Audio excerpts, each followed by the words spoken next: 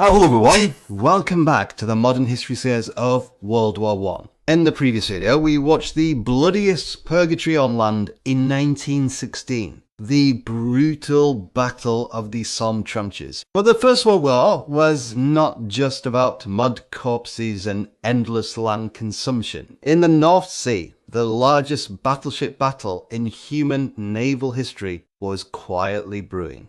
This is the Battle of Jutland. It was the ultimate battle of the era of large ships and cannons, and also the decisive battle of the naval battle of World War One. After this battle, the entire maritime landscape of World War One was completely settled. Many people wonder why the German army was suppressed throughout World War One when its combat power was fully utilised. The core reason is only one: Britain's maritime blockade. As soon as war broke out, the Royal Navy of Britain, which had the strongest navy in the world, immediately blockaded all of Germany's seaports.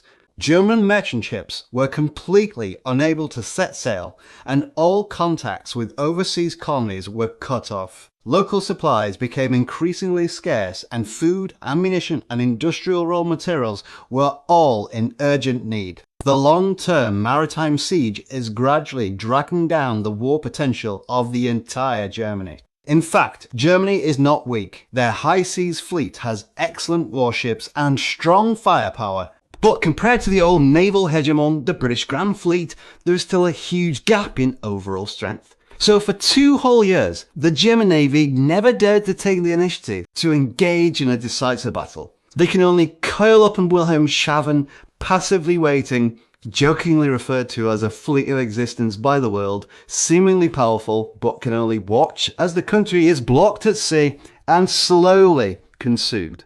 In 1916, German Admiral Scheer could no longer tolerate this passive situation of being beaten.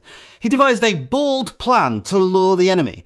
He dispatched a fleet of elite battleships and cruisers to take the initiative, deliberately showing weakness to lure a small force of British troops, and then ambushed the main force of the High Seas Fleet, annihilating the invading British army in one fell swoop and breaking the blockade deadlock. But the Germans never expected that their code had already been deciphered by the British army. The complete combat plan of Scheer was well known to the British throughout the entire process, and British Admiral Jellicoe took advantage of the situation by sending General Bates's Battleship cruiser squadron as bait, deliberately exposing their positions to lure the German main force, and then deploying the main force of the British Grand Fleet to surround and annihilate the German High Seas Fleet in one fell swoop. The major naval powers' 2 perfect decoy tactics quietly collide in the North Sea. On May 34, 1916, the Battle of Jutland officially broke out. At 2:20 p.m, the vanguard fleets of the 2 armies encountered first. Beatty's British fleet met the German battleship cruiser formation led by Hipper, with huge cannons roaring and the naval battle instantly taking place.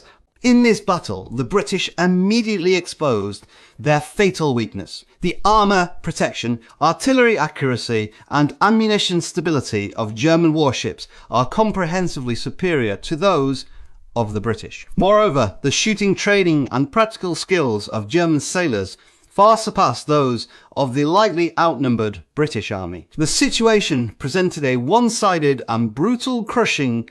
In a short period of time, the British battlecruisers HMS Indefatigable and HMS Queen Mary were sunk, one after another. The most tragic incident was the Queen Mary, which was accurately hit by the German main guns in the ammunition depot. The entire ship triggered a shocking explosion and was directly blown into 2 pieces. More than 1,020 officers and soldiers on board did not survive, and all died for their country.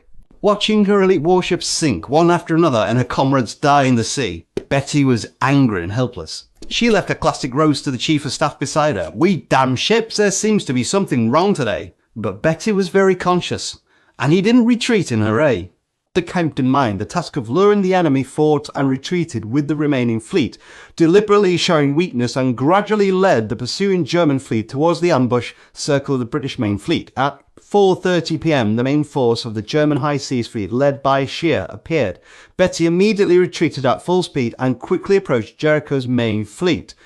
At this moment, Scheer had no idea that he'd entered the death encirclement of the British Army. He thought he'd captured the fighter jet that had defeated the British fleet and ordered the entire army to pursue it with all their might. At 6:15 p.m, at the end of the sea level, the main force of the Royal Navy's Grand Fleet suddenly appeared. Jellicoe seized the fleeting fighter jet and perfectly executed the T-shaped horizontal head tactic at the level of a naval warfare textbook. Simply put, it means that the British fleet is deployed horizontally, with all main and secondary guns aimed at the German fleet advancing vertically, achieving all-round firepower coverage, while the German army only has a small number of guns at the bow that can counterattack. At this moment, the German fleet was in a desperate situation of complete annihilation. As long as Scheer continues to charge, the entire German High Seas Fleet will be completely annihilated here. At the critical moment, Scheer demonstrated the decisiveness of a top commander. Without any hesitation, he immediately ordered the entire army to turn 180 degrees in place, simultaneously release smoke cover, and dispatch destroyers to launch torpedoes intensively to interfere with the British army. Faced with the oncoming thunderstorm of fish, the British fleet was forced to urgently turn to avoid. Seizing this short window of several seconds, Scheer led the German main force to forcefully break through the deadly encirclement of the British army. But the battle is not over yet. Scheer judged that the urgent shift of the British fleet would inevitably result in a chaotic formation and disjointed connections, which was an excellent opportunity for counterattack. So he ordered again, the fleet turned twice and took the initiative to counterattack the British army. But fate once again stood on the side of the British army as the counterattacking German fleet collided head-on with the main force of the fully rested British fleet. Jellicoe once again replicated the T-shaped horizontal head tactic with massive naval gun firepower pouring down and fiercely hitting German warships. The German army suffered heavy casualties in an instant, with the battleship cruiser Jutland being completely sunk and the Sadlers and Derfflinger suffering heavy losses, completely losing their combat effectiveness. Scheer finally woke up. If we keep fighting, the entire High Seas Fleet will be destroyed.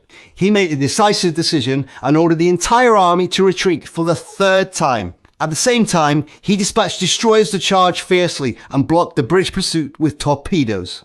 The British army adjusted their formation again to avoid torpedoes, and Scheer took the opportunity to retreat at full speed towards Wilhelmshaven with the damaged German fleet. However, Jellicoe, out of caution, feared that there were mines and torpedo traps lurking on the German retreat route.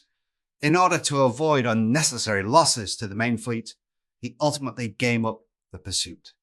This epic battle between battleships has come to an end. Let's take a look at the hardcore data of this epic naval battle and experience the scale of the largest human battleship battle. Throughout the entire battle, both sides deployed a total of 250 warships, including 44 battleships and 14 battlecruisers, making it an unprecedented and unparalleled feast of large ships and cannons.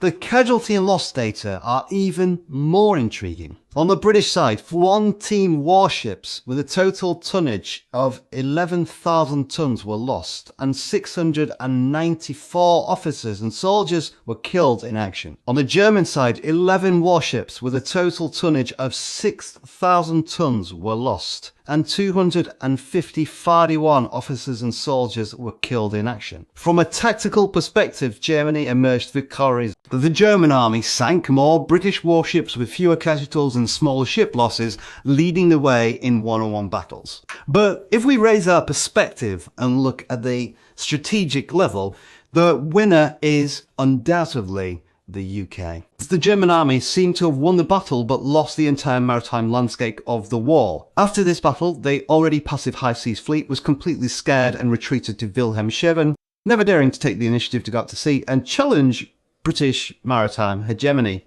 The maritime blockade of Britain has not been broken, but it's become even more unbreakable. The Battle of Jutland also sounded the alarm for the history of world naval warfare. Fink witnessed the peak era of battleships with his own hands, and also exposed the fatal weakness of large ships and cannons. Under the restraint of torpedoes and submarines, the living space of bulky and expensive battleships is rapidly compressed. After this decisive battle, the whole world understands that the era of battleship domination is coming to an end, and the future naval battles will belong to submarines, torpedoes, and a completely new naval warfare system. Throughout World War I, Britain's firmly held naval supremacy was the core key to the Allied victory. The continuous maritime blockade for several years completely cut off Germany's overseas supply and material transportation, gradually dragging down the German economy, depleting Germany's war potential, and becoming a key shackle that crushed the German Empire.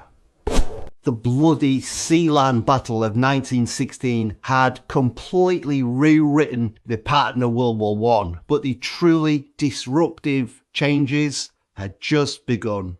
In the next episode, we will return to the Eastern Front of World War I. Years of war and oppression, as well as the plight of the people's livelihoods, will eventually trigger earth-shattering changes. Let's talk about how the Russian Revolution broke out and how this shocking change completely reversed the overall direction of World War I. Like and subscribe, don't miss the most crucial turning point of World War I.